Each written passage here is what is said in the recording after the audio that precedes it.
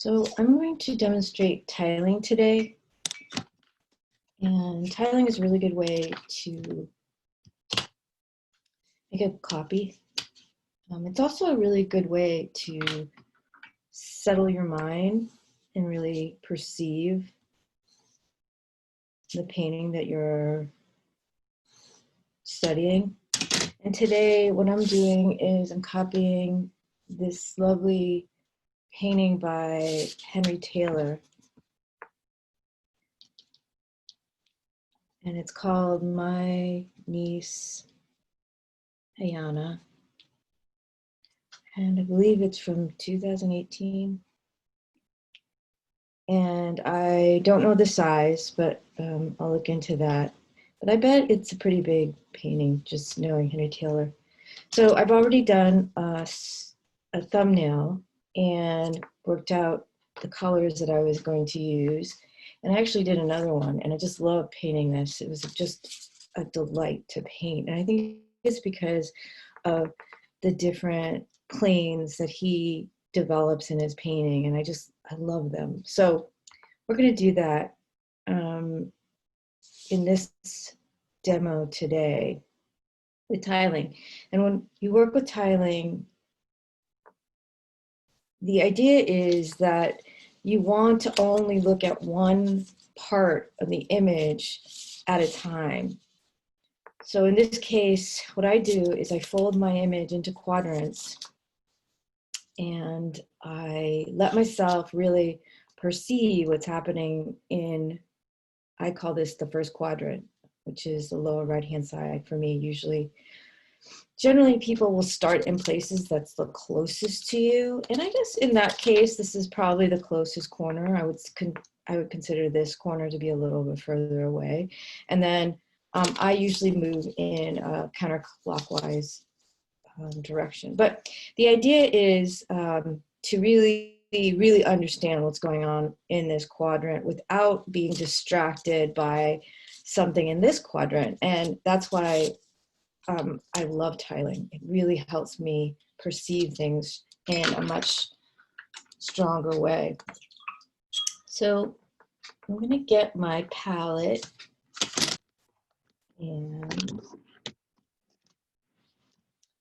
I'm going to mix up a base color or mid-tone for these elements. Actually, I've already painted the background once, and it's not particularly opaque, but I'm going to go back in it. The reason why I didn't match this color directly is because this color would require me to use a staining pigment, and I don't want that to be underneath other parts of the painting. So I'm going to put that in. I'm going to put that in now, and we'll see how this goes. So the idea is this, and I always start with a mid-tone for the skin, and I try to match, oops, that's a little too much. I try to match the temperature and the hue. And I don't worry so much about the exact color, because on top of it, I'm going to put lights and darks, and this color will eventually be able to modify it. So that's my mid-tone skin color. And then I always try to use that same skin to go into the hair, which is darker, but choosing a mid-tone hair color. And you can see, I don't know if you can see this, but the hair is definitely lighter here, it's lighter here, and then it's dark in the middle. So I'm going to use a mid-tone for those three colors. And then I'm going to look at the shirt, and the shirt definitely has a more bluish hue, so we're going to add blue for that mid-tone. It's a little, I would say a little, it's very, very dark. So I'm going to make it not the darkest because I'm going to go in with my darks later.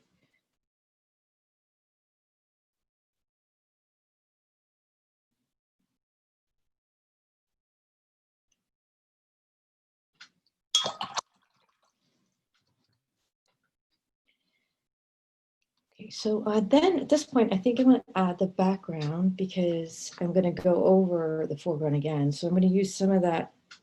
This is the phthalo blue, and it's very electric, but it is staining. So I'm going to put it on top of the base blue and just let it do what it does. It's a little on the darker side, so I'm going to lighten it up. And while I was doing that, the midtone here dried a little, so we're able to start adding the darks. Again, if I had been looking at this image to begin with, I probably wouldn't notice a lot of this information because I would see it as a whole rather than its parts. And this is what tiling allows me to do. It allows me to really look at these different areas in a way that's much more searching than knowing.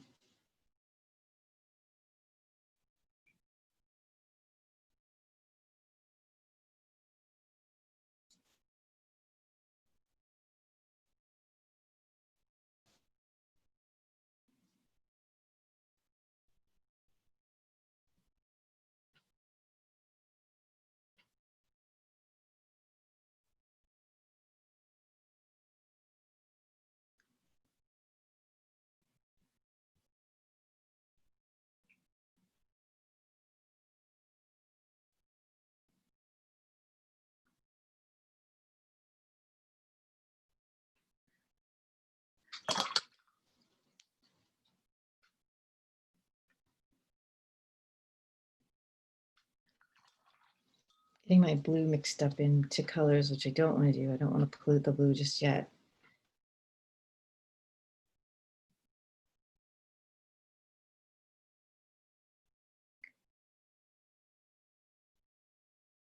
Okay, so now after adding my darks, I go in with my lights. And see this light here, especially on the cheek.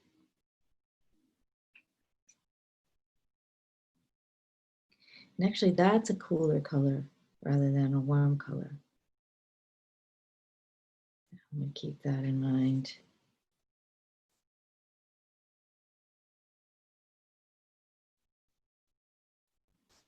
Can't get the right value, so.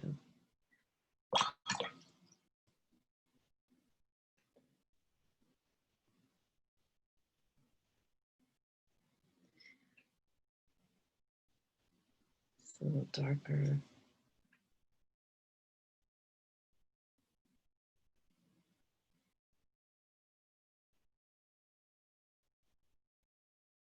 And then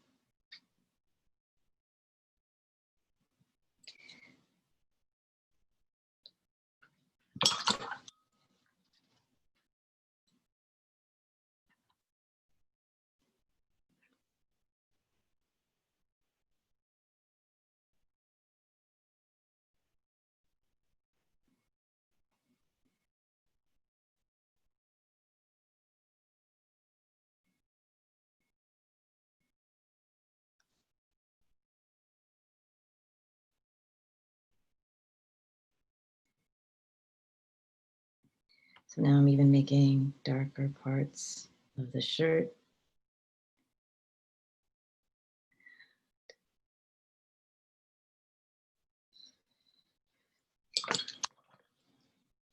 So see, this area is a little yellower or yellow ochre.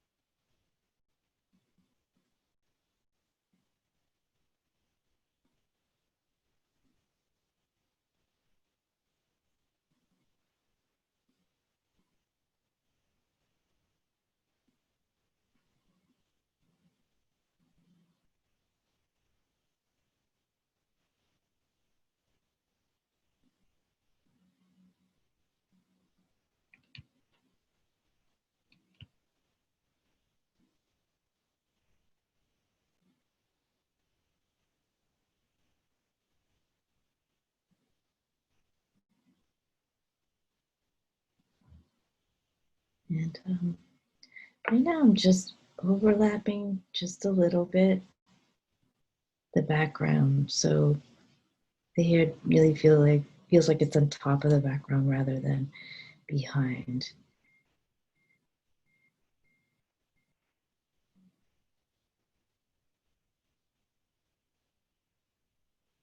All right, so at this point, I think I'm going to let it dry and go on to the next quadrant.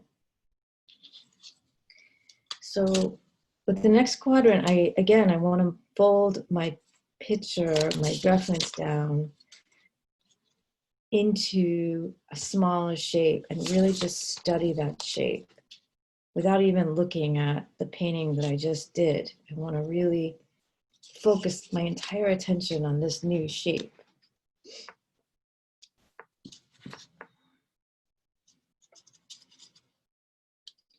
And I'm going to try not to use this information to figure this out. I could cover it up with another piece of paper, but you don't have to do this, but it can make your painting a lot more accurate if you don't assume what's coming from that first quadrant is happening in the second quadrant. It can fix a lot of the mistakes. So let's just say that I want to do it that way. And I'm not putting that down too much because I don't want to get the painting, I don't want to offset the painting. So we'll just start the painting this way and see what happens. Again, I feel like I start at this edge, but I'm not really worried about that lower part of the painting.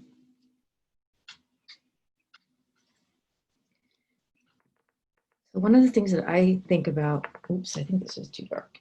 One of the things that I think about when I'm painting these images is I've spent maybe 10 minutes on the first quadrant.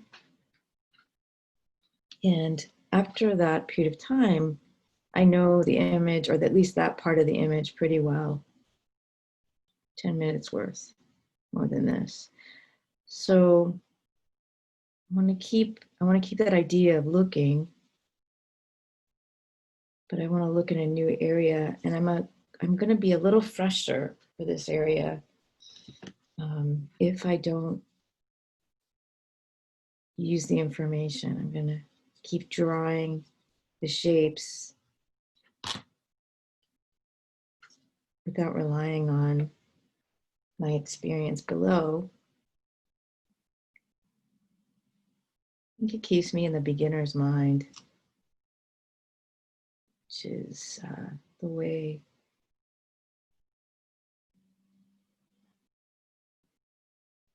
to make really sensitive paintings.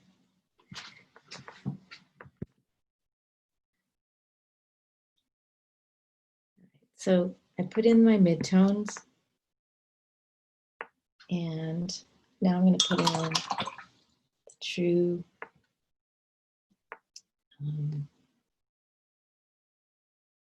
temperature of the background with the phthalo blue, which is definitely not as cool as what I have. So I'm going to add a little.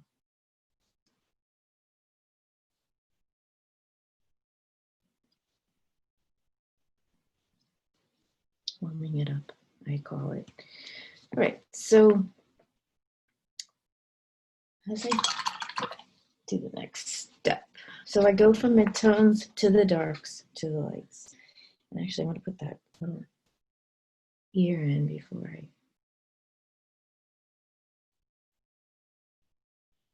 just cover over.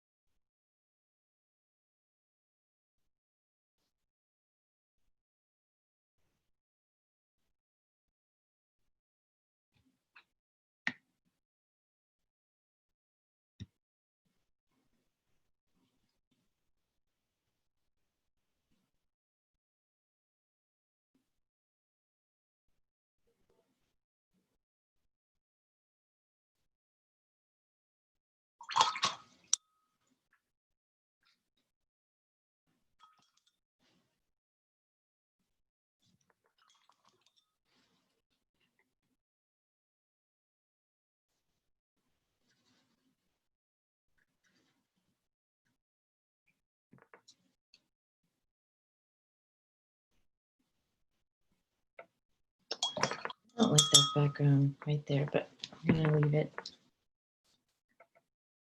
Let it dry a little bit. So next is to start to see lighter areas, and I definitely feel more of the yellow ochre here.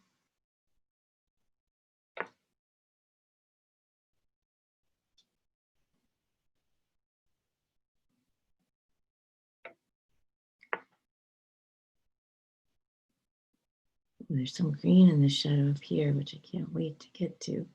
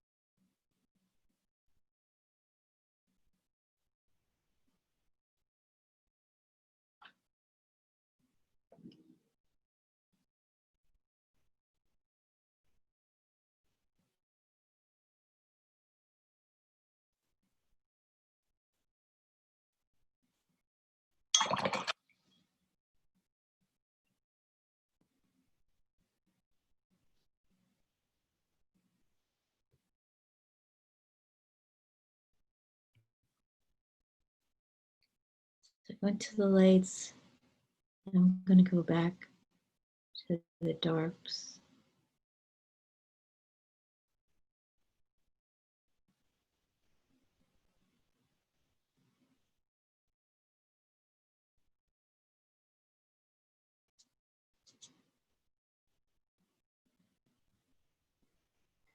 Maybe I'm going to put the ear a little darker.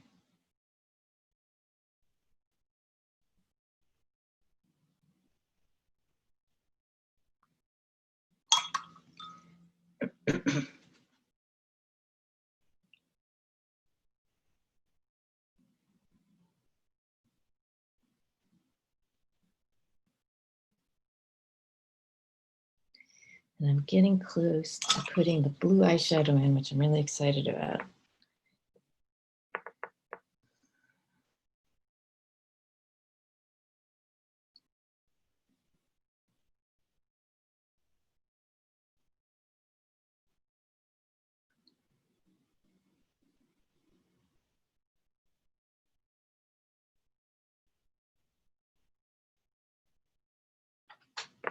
I just look around to see if there's blue anywhere else. I do remember it here. I'm going to add it here. It's a little lighter. I see something here. Maybe even here. And now I'm going to do the eyes.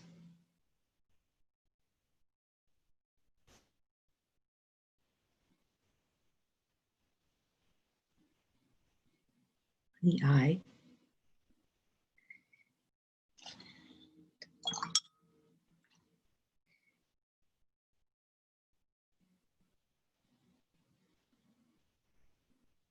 And at this point, I'm pretty much putting the highlights in. And I am dabbing the surface.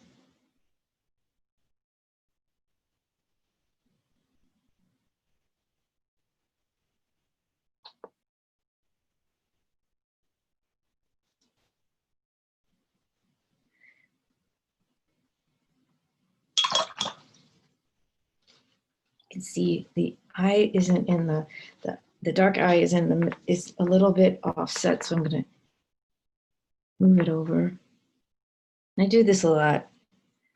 I put something down and then I move it over.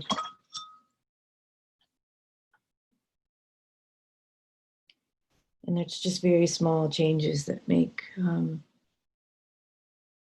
the accuracy is so much better.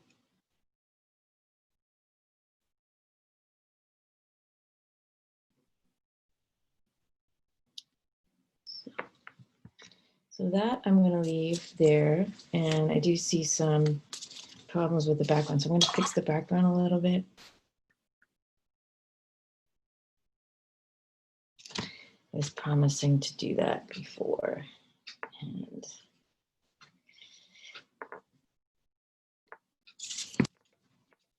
actually right now I'm going to kind of look at these two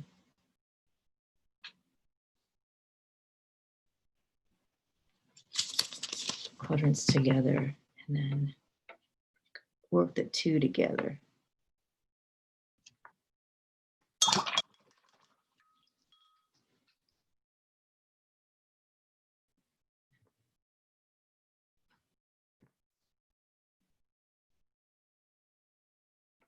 Okay, so I had to clean up my water. It was getting a little dirty. And now I'm going to look at these two quadrants together and just notice, there's a few things I noticed, and I'm actually going to do this. I'll let it dry. I'm going to line it up. And the first thing I noticed is I put the eye way too high up. So I'm going to fix that. And that's pretty easy to do.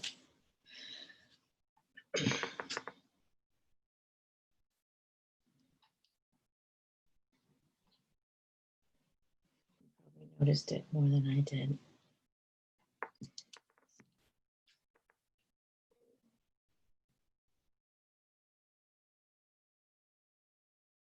Just going to put it down further.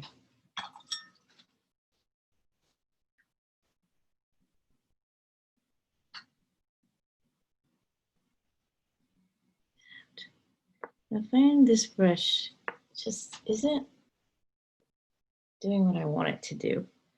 So I might have to change it out.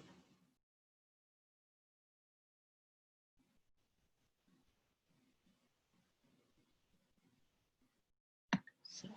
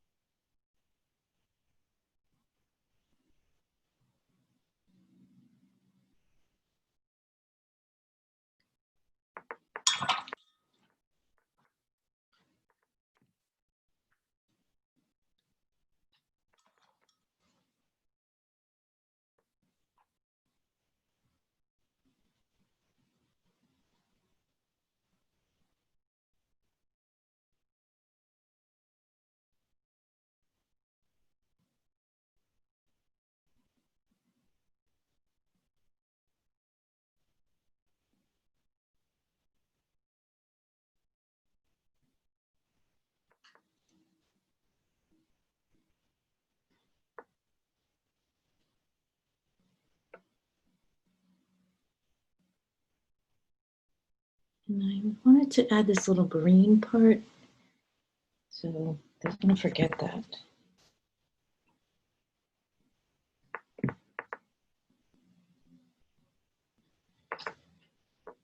And actually there's like a little green light here. These are probably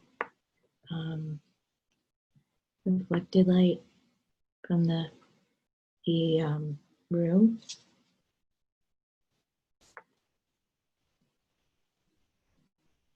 That blue, the background. I'm still coming in here with that eye.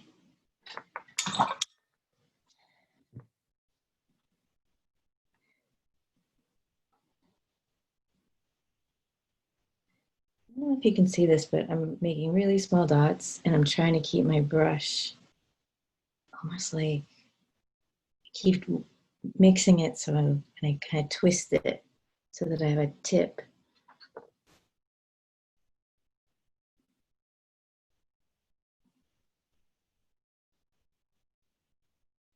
This is a little darker too.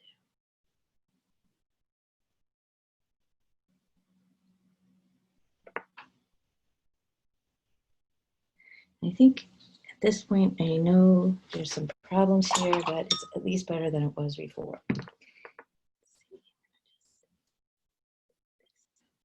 All right, so now I'm going to go on to the third quadrant. And I'm going to pause here because I have to find another brush. So I just wanted to show you these two brushes. I don't know if you can see them, but these are the exact same brushes. They're probably the same years old. But if you can see, this one has a better tip. So I'm going to use this one. This one's fine for other things, but I'm going to use this one. Okay, so this is a nice little test to do at halfway, is to put your two images together and see whether they look all right. And I think they look pretty good. There is like a little blending that I could do up here, but I'm going to wait until I get the whole thing blocked in, and then I'm going to click on that. All right, so it looks good, so we can like go on to the next box. And in the third box, we're going to do the same thing we did in the other boxes, which is put in down a mid-tone. And I realized when I was painting these two, there's a little bit of a shift from yellower ochre tones here to burnt sienna or other browner or redder tones up here. So I've learned that. You can kind of see it here too. So with that knowledge, I'm gonna make this a little bit redder versus yellow ochre. And that's another thing I might have missed had I just painted the whole thing at once. And I'm going to go all the way up to this edge. That's fine. And this is where the paintings look so interesting, very abstract on one side and incredibly, more detail on the other side. I don't know if it's incredibly detailed, but more detail.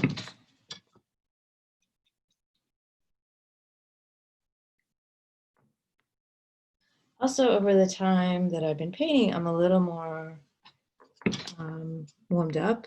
When I first start painting, I'm awkward. I always find the first quadrant to be quite long and tedious. Not really. I never find this tedious. But it just takes a little longer to get things laid down. And then by the third quadrant, you're like, you know what you're doing.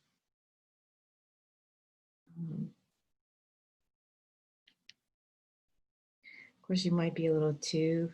I'm going back, trying to figure out where this edge is. I'm not sure, so I'm gonna do this, and then I'm gonna define it. I'm gonna put in my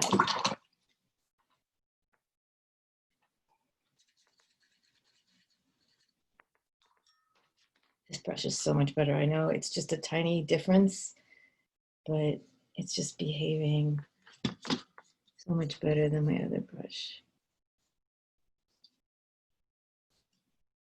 All right, so we have that now.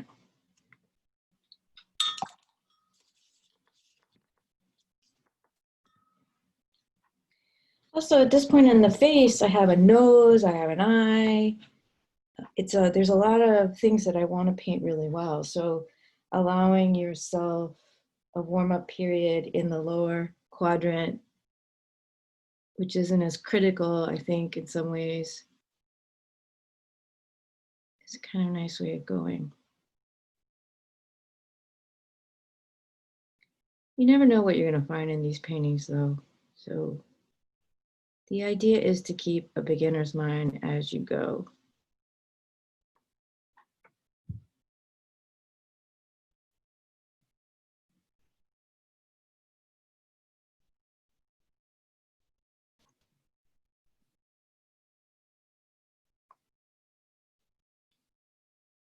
Now I can see my background needs adjusting. I'm gonna do that. This is more of a curve. I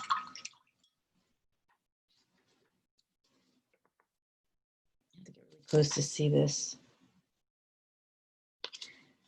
Some interesting things going on. So one of the things that I like about yellow ochre is that it when you add a little white to it, it turns greener than you would think. So if you're looking for sort of a green, but not super bright green,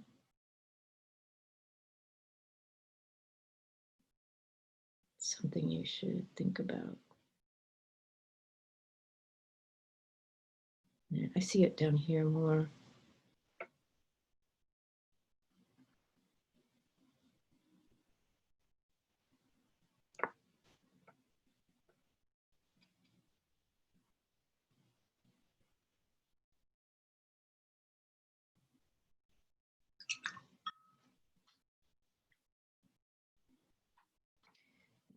Green, and I had some even greeners. Let's see. At this point, I have to get my face really close to see it.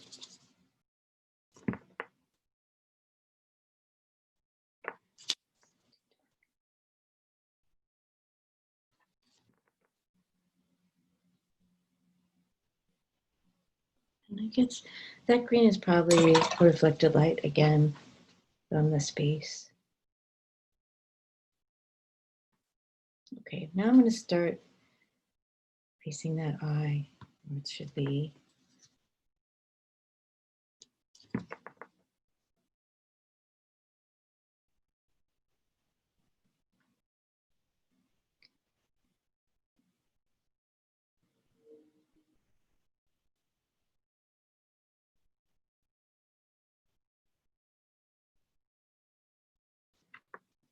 And if you see, I put little dabs down that are dark, and then I will put little dabs down that are light, kind of working up to where I want all those things to be.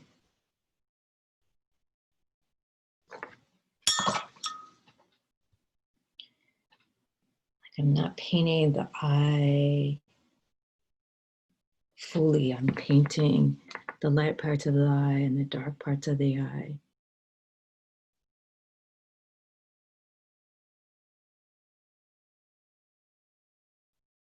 And managing and adjusting them as I go.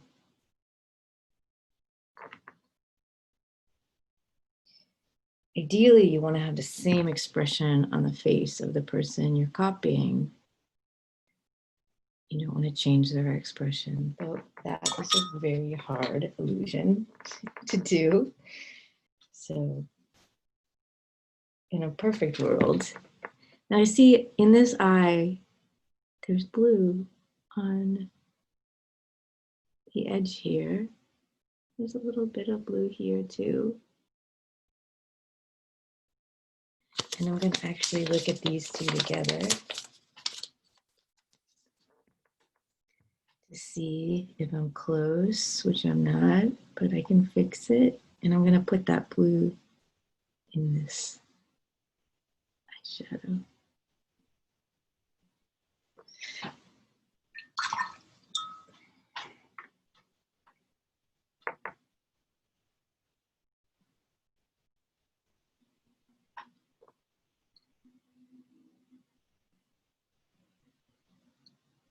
Because I have my better brush, I can work on this eye a little more.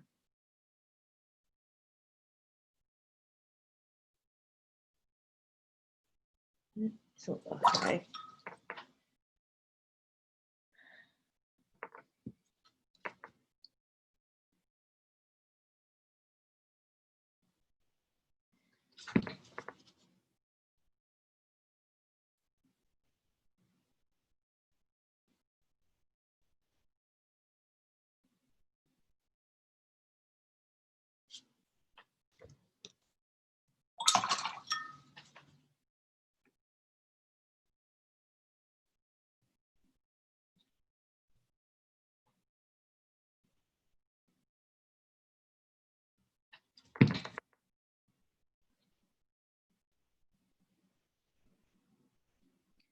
A little thing I didn't notice, a little curve there.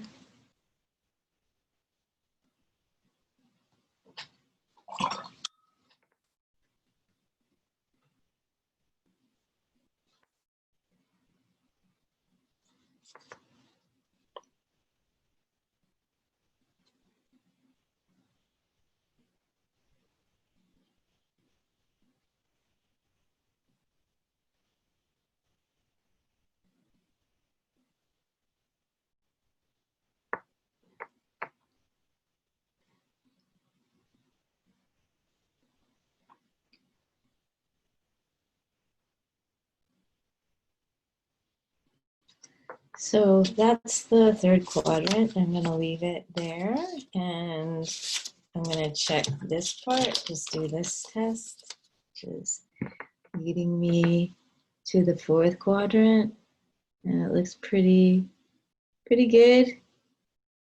I can fix a lot of the little inaccuracies, especially as I go. So going back down to the lower right. And I do remember there was a little bit more yellow ochre in the skin here. So I'm going to make sure I put that in as my mid-tone.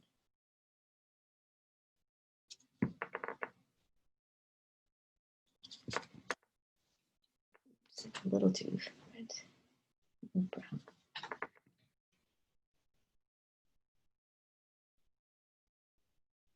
Right up to that edge, being fearless.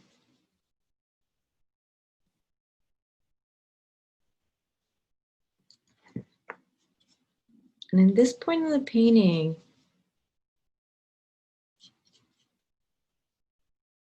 you're very warmed up. You've trained yourself to see closely. So the painting does feel like it's moving along a lot quicker.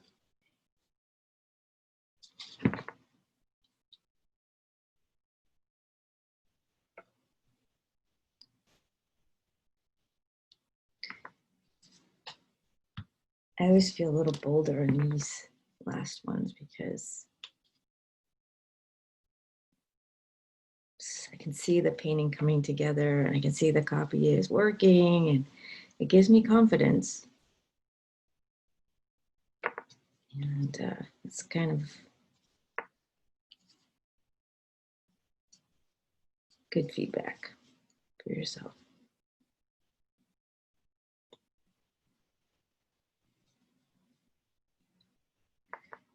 I think it's very interesting in this part of the painting so that you see the painting that's been done before, and it looks like the shade that's the underpainting or the midtone really almost feels like it's on top. And by adding the blacks or the darks and the lights on that layer, it really models it to become three-dimensional.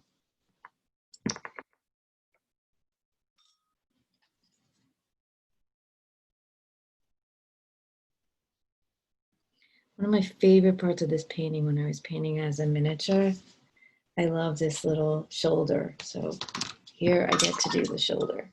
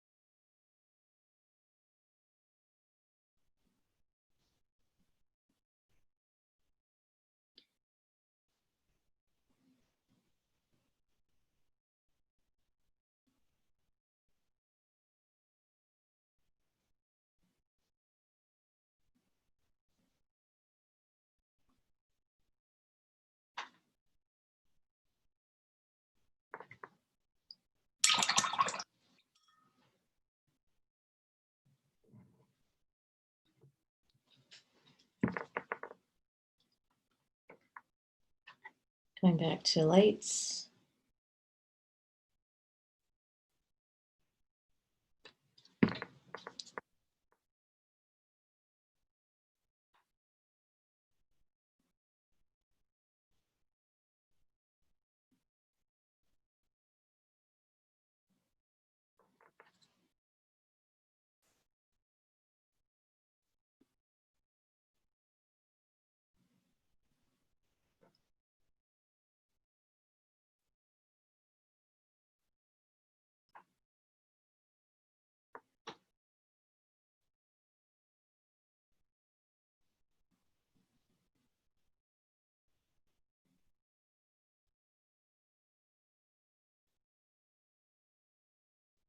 And going to that area where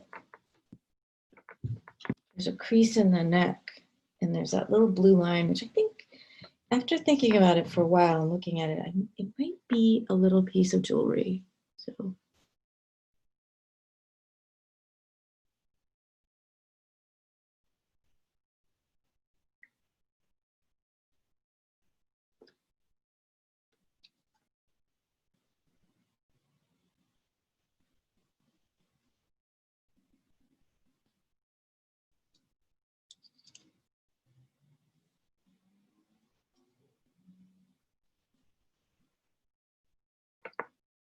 and now I'm going to go do the lips, which are definitely a little bit more red.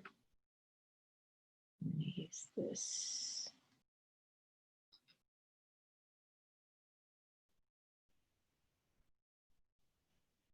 Red is such an interesting color because it seems like it's a mid-tone, but it actually is pretty dark, or it seems like it's a light, but it is definitely a mid-tone to a dark. Even your lightest red is pretty dark. Problem with red is if you want to paint red in the shadow, you want to stay away from any white. Because if you add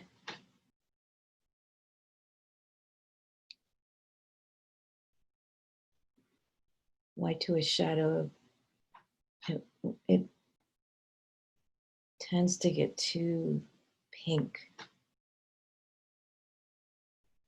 Adding a little bit of white to the lighter areas, just for the highlights, but trying not to mix it in the shadow.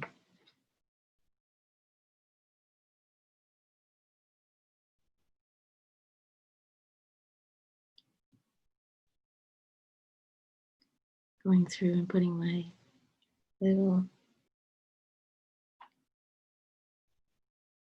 highlights on, and then coming back in here, doing that.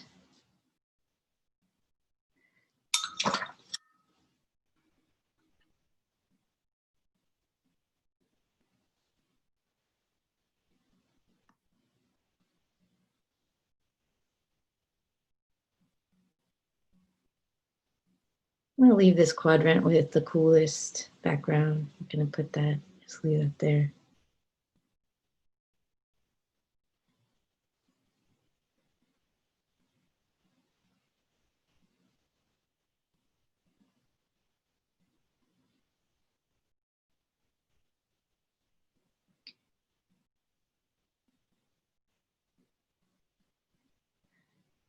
So I see some brown, much more reddish browns in the hair on this side.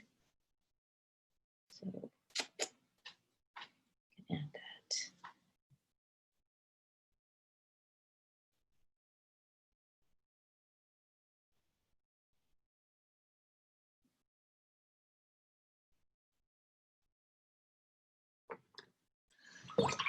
All right, so again, I'm gonna let it dry. And then I'm gonna come back and fix some of the features, because this is exactly when I can see the whole painting put together and start to think about what I want to change to make these more similar. And I'm going to pause, but I'll come back. Okay, I washed out my rinse water, so now I have nice clean water. I've actually put a little drop of Winsor Newton wash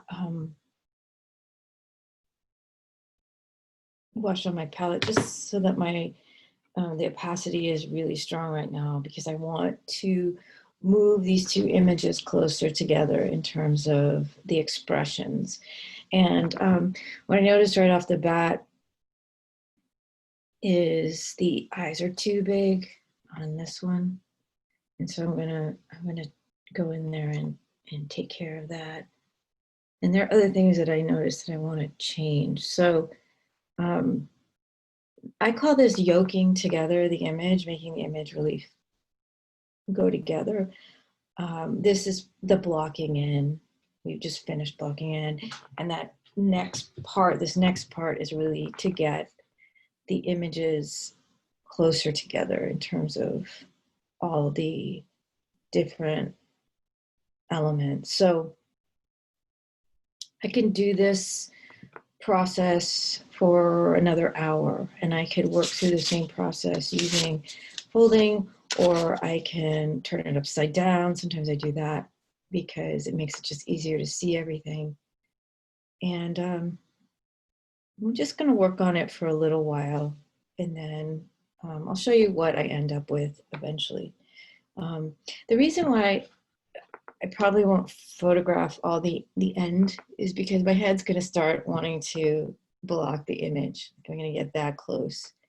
And even though the camera can get closer, it's in my way. It's right in my face. So this is why I might not do this whole thing on camera. So.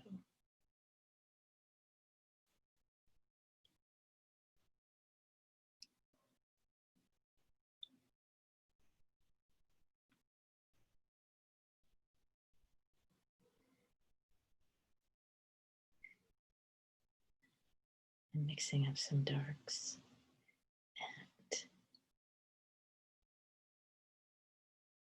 and really developing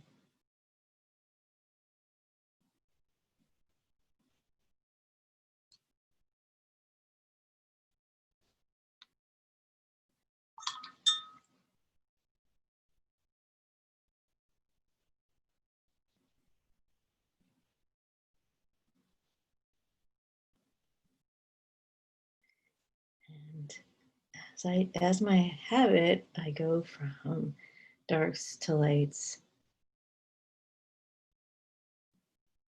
back and forth.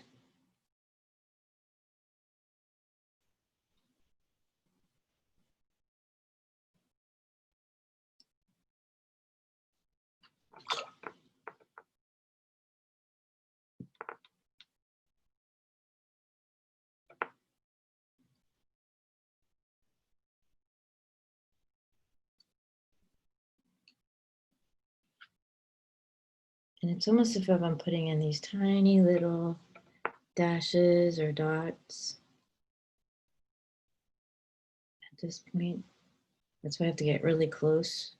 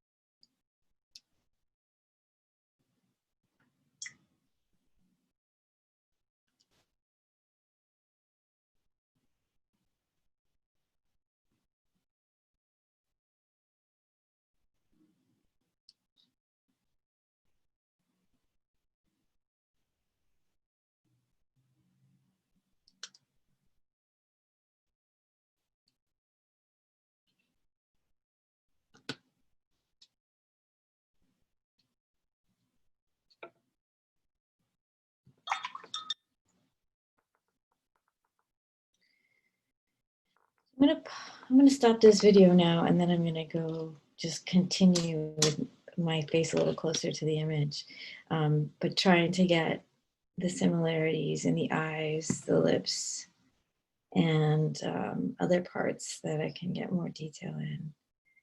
All right, thank you for watching this.